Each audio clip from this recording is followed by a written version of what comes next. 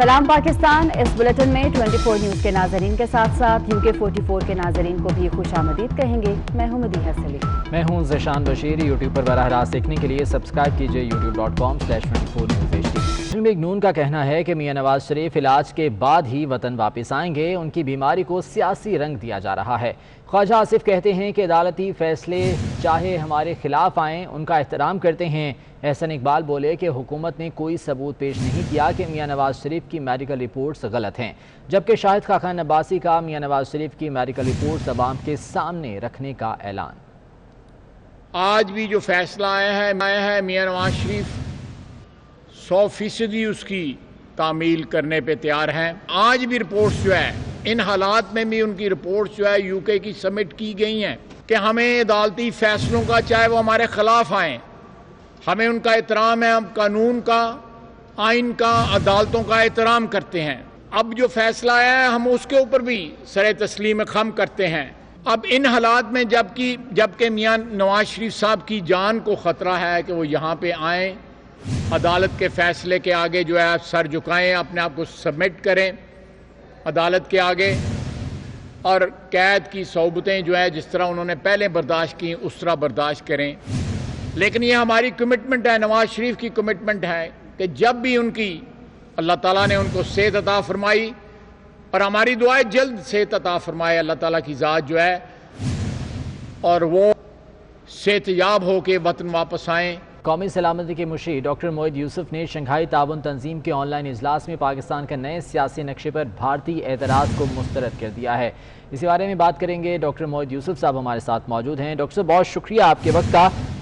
इसमें भारतीय एतराज़ सामने आया था इस नक्शे के हवाले से, जिसे मुस्तरद कर दिया गया पाकिस्तान की जानिब से। क्या एतराज़ था और उसके बाद पाकिस्तान का मौक़िफ़ क्या रहा इस पर? बहुत शुक्रिया। देखिए, इन्होंने आज से कोई 3 रोज कबल जो होस्ट थे इस मीटिंग के, रूस, उनको एक फॉर्मल कंप्लेंट, लिख के कंप्लेंट भेजी थी कि वो पाकिस्तान का नक्शा अगर डिस्प्ले होगा मीटिंग के दौरान तो वो बहुत एतराज़ करेंगे, नक्शा उनको कबूल नहीं है वगैरह वगैरह। हम तक ये जब बात पहुंची, हमारे रूसी जो कॉलीग्स हैं उन्होंने हमें इंटीमेट किया, हमारी राय मांगी, तो हमने बिल्कुल वाज़े तौर पे ये बात उनको बता दी और लिख के एक जवाब, तहरीरी जवाब भेजा वज़ारत ख़ारजा ने। और मेरा बिल्कुल वाज़े मौक़िफ़ उनके सामने आया कि ये सवाल पैदा नहीं होता, ये हमारा नक्शा है, हमारा जो लीगल राइट है अक़वाम मुत्तहिदा की करारदादों के मुताबिक, उसकी अक्कासी कर रहा है। अगर आपने किसी से पूछना है तो वो तो उस मुल्क से पूछें जिसने इल्लीगली ऑक्यूपाई की हुई है कश्मीर की सरहद। तो हमने जब वो भेजा तो फिर अल्हम्दुलिल्लाह रूस ने भी तायीद की, किसी मुल्क ने एतराज़ नहीं उठाया। आज मैंने पूरी तकरीर की और मैप जो है हमारा नक्शा, मुझे फ़ख्र है कि वो सारा वक्त वहाँ पे डिस्प्लेड था।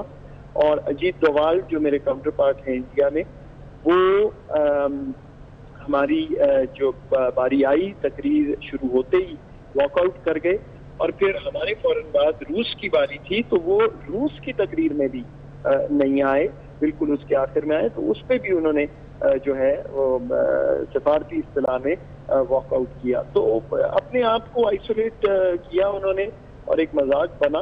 तो ये अब उनकी अपनी चॉइस है, मंतक है। बहरहाल अल्लाह का फजल है कि हमारे मौक़िफ़ को पज़ीराई मिली, और हमारा जो मौक़िफ़ तकरीर में भी था कश्मीर के हवाले से, इकॉनमी के हवाले से, दहशतगर्दी की जंग के हवाले से, उसको सराहा गया है। यानी कि भारत की ये सिफारती महाज पर बड़ी शिकस्त है। बहुत शुक्रिया। मुशीर कौमी सलामती डॉक्टर मोहित यूसुफ साहब हमारे साथ मौजूद थे। वज़ीर-ए-आज़म ने लाहौर में रावी रिवर फ्रंट प्रोजेक्ट का संगे बुनियाद रख दिया। कहते हैं दुनिया में जो भी बड़ा काम किया जाए पहले वो ख्वाब होता है। वज़ीर-ए-आज़म ने कहा कि नया शहर बनाना आसान नहीं, जानता हूँ रावी रिवर मंसूबे में काफ़ी रुकावटें आएंगी। वज़ीर-ए-आज़म ने मुखालफीन पर तनकीद करते हुए कहा कि माजी के हुक्मरान मुल्क को कर्जों की दलदल में धकेल कर चले गए। बदकिस्मती से कुछ लोग मुश्किलात को नए पाकिस्तान से जोड़ रहे हैं। माइक और कैमरे से लेकर अवाम से पूछा जाता है कि कहाँ है नया पाकिस्तान। देखिए, दुनिया में जिसने भी कोई बड़ा काम किया है اس نے اپنی صلاحیتوں کی وجہ سے نہیں کیا. وہ اس لیے نہیں کہ وہ بڑا پڑھا لکھا انسان تھا, وہ اس لیے نہیں کہ وہ بڑے امیر گھر میں پیدا ہوا تھا, وہ اس لیے کہ اس نے بڑا خواب دیکھا تھا.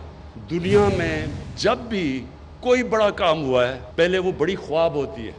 اور یہ یاد رکھیں کہ جو بھی پرابلمز آئیں گے اس میں, جب بھی آپ اتنا بڑا پروجیکٹ کرتے ہیں اس میں پرابلمز آئیں گے, لیکن جو بھی پرابلمز ہوں گے آپ کا سی ایم آفس بھی پوری طرح آپ کے پیچھے کھڑا ہوگا, اور پھر پرائم منسٹر جو ہمارا پورا ادھر سے پوری آپ کو, جنرل حیدر بیٹھے ہوئے ہیں جو کہ پوری آپ کو فیڈرل گورنمنٹ پوری سپورٹ کرے گی کہ جب بھی کوئی مشکل وقت ہوتا ہے کیمرہ مین جا کے ایک مائک پکڑ کے لوگوں کے پاس چلا جی کیا جی نیا کدھر ہے نیا پاکستان, تو لوگ برا بھلا کہتے ہیں کہ جی مہنگائی ہو گئی, اور واقعی مہنگائی ہوئی ہے, برے حالات ہیں. وہ کہتے ہیں جی بے روزگار ہیں, کدھر ہے نیا پاکستان. ملک کے مشکل حالات ہیں تو لوگوں کے لیے مشکلات ہیں. ایک ملک کو آپ مقروض کر کے چلے جائیں, اس کو قرضے دینے ہوں, اس کے پاس مشکل سے پیسہ ہو اپنا ملک چلانے کے لیے, قرضے لے ملک چلانے کے لیے, تو جب وہ بیلٹ ٹائٹنگ کرتا ہے, خرچے کم کرتا ہے, تو اس میں تو لوگوں کو مشکل وقت گزرنا پڑے گا. یہ تو دنیا کی تاریخ ہے. اور کراچی کے عوام کے لیے بری خبر ہے. ذرائع کے مطابق وفاقی حکومت نے کے الیکٹرک کے لیے بجلی مزید مہنگی کرنے کی منظوری دے دی ہے. کہ الیکٹرک کے لیے ₹2.89 فی یونٹ اضافے کی منظوری دی گئی ہے. تفصیلات جان لیتے ہیں, اویس قیانی ہمارے ساتھ موجود ہیں. اویس, کراچی کے شہریوں کے لیے بجلی اب مزید مہنگی کر دی گئی؟ جی بالکل, آج یہ فیصلہ ہو چکا ہے اور وفاقی کابینہ نے کراچی کے لیے بجلی مزید مہنگی کرنے کی منظوری دے دی ہے. کہ الیکٹرک کے ٹیرف میں ₹2.89 فی یونٹ اضافے کی جو منظوری دی گئی ہے, یہ ای سی سی کے فیصلے کی توثیق کی گئی ہے کہ جو کہ جس میں یہ کہا گیا تھا کہ کے الیکٹرک کے لیے یہ اضافہ جو ہے وہ ناگزیر ہے. یاد رہے کہ جو جولائی 2016 سے لے کر جو 2019 کی مارچ ہے, یہ 33 ماہ بنتے ہیں جس کے لیے یہ اضافہ جو ہے وہ دیا گیا ہے, اور اس کے لیے جو ہے سبسڈی بھی رکھی گئی ہے. لیکن اس کا جو امپیکٹ آئے گا, ذرائع بتا رہے ہیں کہ وہ 55 ارب تک کا جو ہے وہ اضافی بوجھ جو ہے وہ کراچی کی عوام جو ہے وہ برداشت کریں گے. اور اس میں جو سب سے اہم بات ہے کہ آج جو وزرات کراچی کے, اس میں صرف ایم کیو ایم کے جو وزیر ہیں امین الحق, انہوں نے یہ بات کی ہے کہ یہ اضافہ جو ہے وہ مؤخر کیا جائے 2 ماہ کے لیے. لیکن اسد عمر, فیصل واڈا اور علی زیدی جو ہمارے ذرائع بتا رہے ہیں کہ انہوں نے اس میں کوئی ان پٹ نہیں دی. لیکن ایم کیو ایم کے جو وزیر ہیں انہوں نے ضرور کراچی کے عوام کے لیے بات کی ہے کہ یہ اضافہ اس وقت جو ہے وہ نہ کیا جائے بلکہ اس کو مزید ڈیلے کیا جائے. لیکن وفاقی کابینہ, بہت شکریہ اپڈیٹ کرنے کے لیے. سرکاری ملازمین نے تنخواہوں میں اضافے اور دیگر مطالبات کے حق میں اسلام آباد میں شدید احتجاج کیا. آئندہ منگل کو بھی احتجاج کرنے کا اعلان کر دیا. بابر شہزاد کی رپورٹ اسی بارے میں ہے. احتجاج پر احتجاج, لیکن وفاقی سرکاری ملازمین کی تنخواہیں نہ بڑھیں. وفاقی سرکاری ملازمین ایک بار پھر تنخواہوں میں اضافے اور مساوی حقوق کے مطالبات کے ساتھ متحرک ہو گئے. وزارت خزانہ کے سامنے بھرپور احتجاج کیا گیا. ملازمین کے تیور دیکھتے ہی پولیس کی بھاری نفری طلب کر کے مرکزی گیٹ بند کر دیے گئے, جس پر ملازمین نے دھرنا دے دیا. وفاقی سیکٹریٹ ملازمین کی کور کمیٹی کے سربراہ رحمان باجوہ کہتے ہیں, پہلے 32 روز تک دھرنا دیا, کمیٹی بنی, لیکن سفارشات پر عمل درآمد نہیں ہوا. اگر 126 دن تک ہمارے حکمرانوں نے دھرنا دیا تھا تو اس سے زیادہ دن بھی اگر ہمیں بیٹھنا پڑا, تو جب تک ہمارے مطالبات منظور نہیں ہوں گے, آل پاکستان امپلائیز یونینز جو ہیں ہم نے ان کو دعوت دی ہوئی ہے کہ ایک ڈیٹ کے اوپر آ جائیں. ابھی تک ہم نے ڈیٹ ڈیسائیڈ نہیں کی ہے, جیسے ہی ڈیٹ ڈیسائیڈ ہوگی ڈیفینیٹلی اکتوبر کا مہینہ ہوگا اور انشاءاللہ تعالی ہم یہاں پہ دھرنا دیں گے. رحمان باجوہ کا کہنا تھا کہ مطالبات منظور نہ ہونے تک ملک بھر کے سرکاری ملازمین ڈی چوک پر دھرنا دیں گے. آئندہ منگل کو کابینہ اجلاس کے موقع پر دوبارہ احتجاج ہوگا. اکتوبر میں ملک بھر کے ملازمین کو کال دی جائے گی. کیمرہ مین عاقب جاوید کے ساتھ بابر شہزاد ترک, 24 نیوز, اسلام آباد. وزیر اطلاعات و بلدیات سندھ سید ناصر حسین شاہ کا کہنا ہے کہ بلدیاتی نظام کی مدت پہلی مرتبہ سندھ میں مکمل ہوئی ہے. ہم نیا بلدیاتی قانون بنا رہے ہیں. کہتے ہیں موجودہ ایڈمنسٹریٹر کے اختیارات میں اضافہ کر دیا. وفاق, صوبہ, کنٹونمنٹ اور مقتدر ادارے سب آن بورڈ ہیں. تمام اداروں کو آن بورڈ لینے سے مسائل حل کرنے ہوں گے. وہ کراچی میں میڈیا سے بات کر رہے تھے. اس وقت کے جو پاورز ایڈمنسٹریٹر صاحب کو ہیں, ظاہر ہے وہ تھوڑے یونیک ہیں. اس کی وجہ یہ تھی کہ اس وقت کی ضرورت ہے, کیونکہ فیڈرلی جو ادارے ہیں فیڈرل کے یا دیگر, وہ بھی ان کے اس میں آتے ہیں. تو ظاہر ہے جو نئے آئے گا, جو میئر صاحب آئیں گے الیکٹ ہو کے, ان کے ساتھ کولیجن ضرور ہوگا, ان کے کوارڈینیشن ضرور ہوگا. جو نیا قانون ہم بنا رہے ہیں اس میں میئر صاحب کو بہت زیادہ اختیارات ہوں, اور تاکہ وہ بہتر پرفارم کر سکیں, کہ جب تک یہ معاملہ حل نہیں ہوگا تب تک نئی حلقہ بندیاں بھی نہیں ہوں گی اور الیکشنز بھی نہیں ہوں گے. لیکن ہم چاہتے ہیں کہ الیکشن فوری ہوں, اور جو 21 دن کا پیریڈ ہوتا ہے اس کے اندر ہوں. وفاقی حکومت نے زندہ جانوروں کی درآمد پر پابندی اٹھا لی. گوشت, دودھ اور دودھ مصنوعات کی درآمد پر پابندی ختم کر دی گئی ہے. اس حوالے سے تفصیلات جانیں گے وقاص عظیم سے. وقاص, اپڈیٹ کیجیے گا.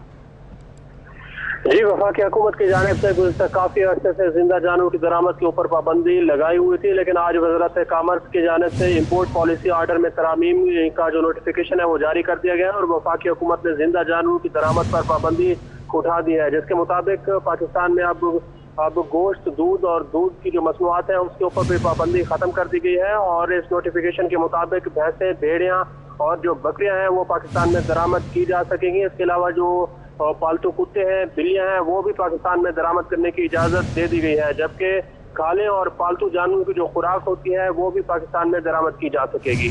جی ٹھیک ہے وقاص عظیم, بہت شکریہ اپڈیٹ کرنے کے لیے. کراچی میں 6 مہینے کی طویل بندش کے بعد شادی ہالز کھولنے کی اجازت دے دی گئی, جس پر شادی ہالز مالکان اور ملازمین نے اطمینان کا اظہار کیا. ایسے ہی ایک شادی ہال پر موجود ہیں ہمارے نمائندے محمد علی خان, ان سے تفصیلات جانیں گے. علی, بتائیے گا.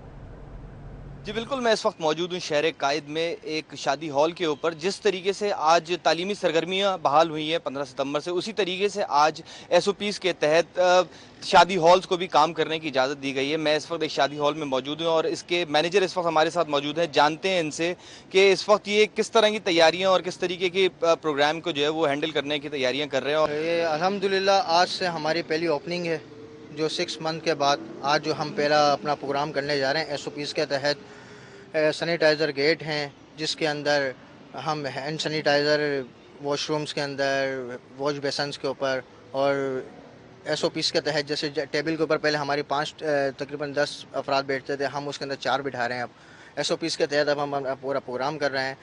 جی بالکل, جیسے شادی ہال کے مینیجر نے بتایا کہ یہ بہت خوش آئند بات ہے کہ روزگار جو ہے وہ دوبارہ سے کھل گیا ہے, بحال ہو گیا ہے, اور اس سے جڑے تمام تر شعبہ جات جو ہیں وہ دوبارہ کام کرنے کے اہل ہو گئے ہیں. اور جو پریشانی کا ایک وقت تھا وہ مشکل سے گزر گیا ہے, لیکن یہ ہے کہ اب جو ہے آگے مزید کام کرنے کی ایس او پیز کے ساتھ اجازت مل گئی ہے, اور اس پہ بہت زیادہ اطمینان کا اظہار کر رہے ہیں. ٹھیک ہے, بہت شکریہ آپ کا. وفاقی وزیر فواد چودھری نے زیادتی کے کیسز میں سخت سزاؤں کے مطالبے کی مخالفت کر دی. فواد چودھری کہتے ہیں کہ ریپ کیس میں سزا ہی نہیں ہو رہی. کہتے ہیں کہ صرف 5% مجرموں کو سزا ہوتی ہے. پہلے سزا تو دیں, پھر بات کریں کہ سزا سخت کرنے کی ضرورت ہے یا نہیں. ان کا مزید کیا کہنا تھا آپ کو دکھاتے ہیں.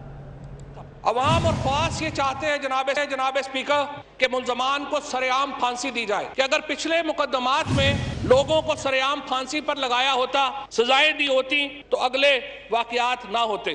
اگر پھانسیاں دینے سے معاملہ حل ہوتا تو یہ معاملہ آسان تھا.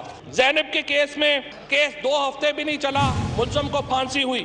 پاکستان میں ریپ کیسز میں کنوکشن صرف 5% ہے جناب اسپیکر. اگر یہ شرح 80% ہوتی, 85% ہوتی, تو پھر ہم یہ بات کرتے کہ سزاؤں کو بڑھانے کی ضرورت ہے, یا سزائیں, جہاں سزائیں ہی نہیں ہو رہی, جہاں لوگ پکڑے جاتے ہیں اور چھوٹ جاتے ہیں, وہاں پر سزاؤں کا معاملہ نہیں ہے. ہمیں لوگوں کو پکڑے جانے کا معاملہ ہے, ان کی کنوکشن کا معاملہ ہے, اور جب تک ملزم پکڑے نہیں جا رہے, نہیں ہو رہی, تو باقی بحث irrelevant ہو جاتی. کراچی میں نجی اسکول میں 15 سالہ طالبہ اریبہ سیڑھیوں سے گر کر ہلاک ہو گئی. بچی کے والدین نے قانونی کارروائی سے انکار کر دیا. پولیس نے اسکول انتظامیہ سے پوچھ گچھ کر کے تفتیش کا آغاز کر دیا ہے. دانیال سید کی رپورٹ دیکھیے.